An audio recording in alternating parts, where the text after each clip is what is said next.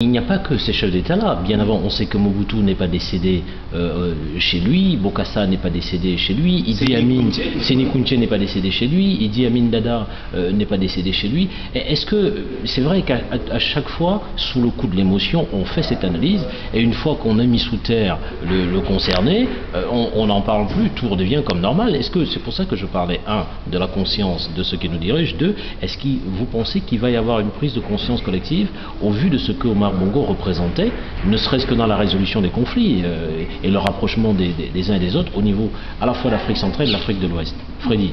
Oui, mais avant de répondre à la question, je voulais quand même ajouter un bémol par rapport au bourdes diplomatique des autorités gabonaises.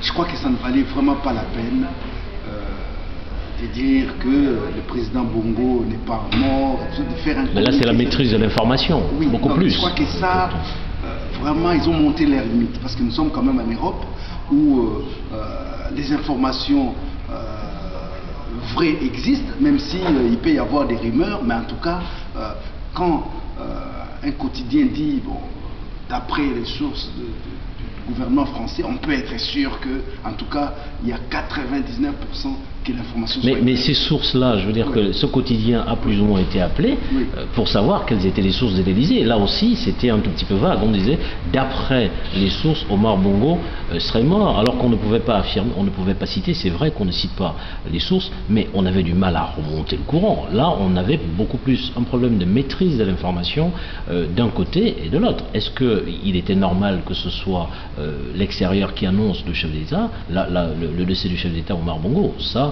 c'est l'histoire qui nous le dira. Mais la question, c'est quand on regarde, est-ce qu'il va y avoir, par rapport à ce qu'Omar Bongo représentait, ne serait-ce que dans le cas de la résolution des conflits, la résolution, il s'est beaucoup impliqué au niveau des Grands Lacs, est-ce que vous pensez qu'après sa mise sous terre, il va y avoir une prise de conscience collective de ceux qui nous dirigent pour que jamais plus ce genre d'incident ne se reproduise pas, ou alors qu'ils aillent en Tunisie se faire soigner? Je crois que non. J'ai bien peur que non.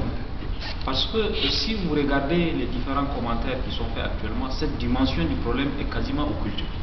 Les gens ne se préoccupent pas de savoir... les gens ils ne soulèvent pas la question que vous soulevez, qui est aussi essentielle que celle de la succession de Bongo. C'est-à-dire que le fait qu'un chef d'État, c'est important. Et sur le plan symbolique, un chef d'État africain qui a dirigé son pays pendant 41 ans, soit décédé à l'étranger, c'est pas anecdotique. Mais je constate que la question est quasiment évacuée des différentes analyses qui sont faites. Et ça ne présage pas de quelque chose de très bon à mon avis. Cette question, peut-être que les gens, comme vous dites, une fois l'émotion passée, on va retourner encore à la vie normale, et puis après, quand la situation va se présenter, on va se mettre à regretter. Alors que comme vous venez de l'écrire, le décès de Omar Bongo, qu'on dise, il y a l'ombre et la lumière dans le personnage. Et du côté de la lumière, je crois qu'il faut mettre l'accent sur ce que le président Bongo a fait pour la paix sur le continent. Il était presque un juge de paix. Vous vous souvenez de cet épisode mémorable qui est raconté par un confrère de Radio France Internationale, où en pleine crise à Bangui, pendant que le bal continuait à crépiter, le président Bongo atterrit au milieu de tout cela, convoque les protagonistes à l'ambassade de France à Bangui et obtient tout de suite en disant aux militaires rebelles que vous êtes mes enfants, est-ce que vous savez à qui vous parlez? On raconte qu'un des officiers s'était mis à genoux devant le président Bongo et l'affaire a pu être réglée. Je me souviens moi-même personnellement d'un épisode qui m'a été raconté par un opposant tchadien qui m'a dit que le président Bongo qui les a reçus a pris son téléphone pour appeler le président Déby. Il dit: je t'envoie une délégation. Il met son ministre des Affaires étrangères dans la délégation. Des opposants qui n'ont jamais mis le pied à N'Djamena depuis 20-15 ans et qui avaient peur de revenir parce que Bongo a dit il faut le recevoir. Sont arrivés à N'Djamena, ont été aussitôt reçus par le président Déby. Voilà, donc il y a beaucoup d'exemples de cette nature où le président Bongo s'est impliqué dans la médiation.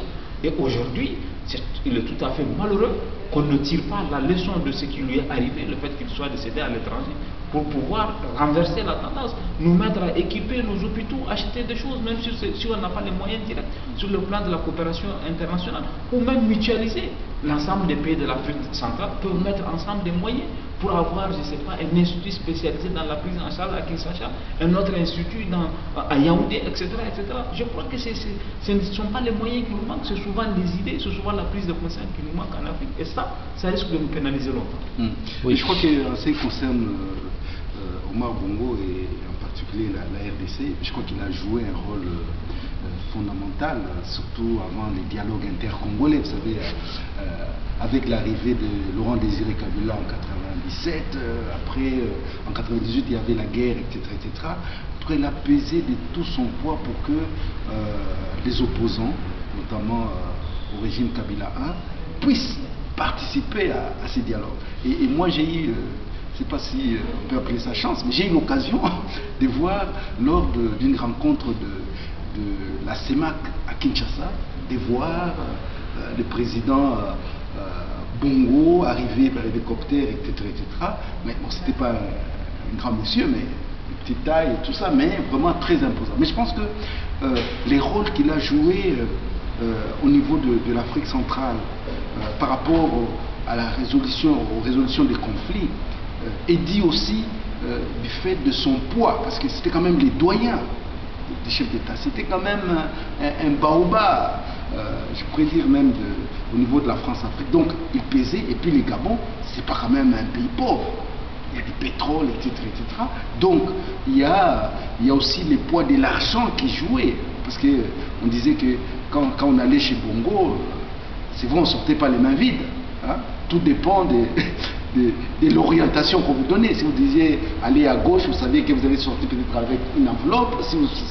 Si vous passez par les milliers, ça sera peut-être une mallette. Et puis peut-être à droite, on va vous accompagner. Ça veut dire que c'était quand même, c'est des anecdotes, mais c'est quand même quelque chose de très important. Mais c'est vrai que la mort de chaque être humain, c'est une perte, en l'occurrence d'un chef d'État comme le président Omar Bongo.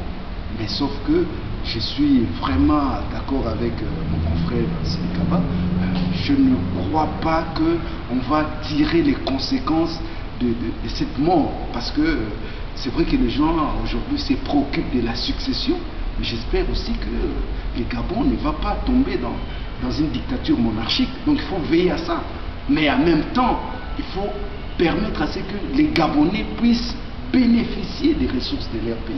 Et ça, je ne sais pas comment est-ce qu'on peut y arriver, mais il faut que ceux qui vont prendre les rênes du Gabon comprennent que le Gabon c'est pour tous les Gabonais et que les produits intérieurs bruts doivent bénéficier à tous ces filles de ces pays.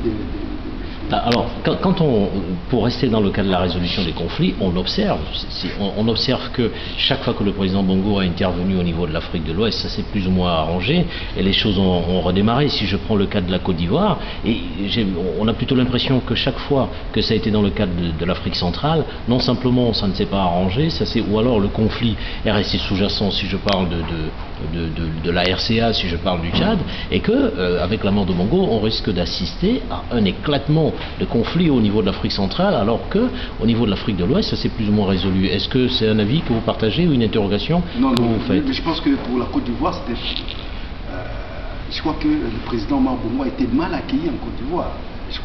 Il a pesé au niveau de Marcoussis, Cléber. Marcoussis avant, mais quand les Ivoiriens se sont un peu réveillés, je pense qu'il a été sifflé. Alors réveillé dans quel sens?